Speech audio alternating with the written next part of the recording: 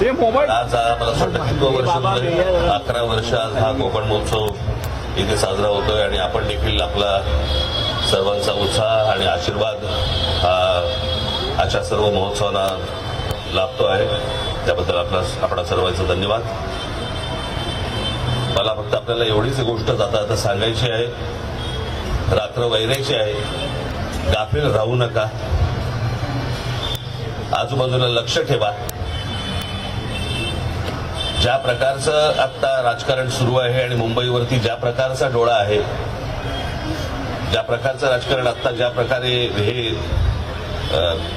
मतदार याद्या आणि याच्यातलं जे सुरू आहे याच्यावरती लक्ष ठेवावं.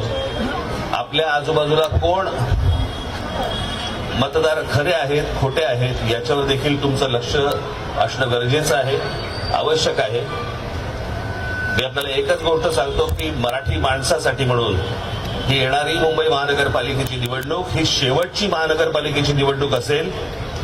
जर आपण गाफील राहिलो तर हातातनं गेली म्हणून समजा आणि त्याच्यानंतर जे थैमान सुरू होतील या लोकांचे ते मग ते कोणालाच आवरता येणार नाही.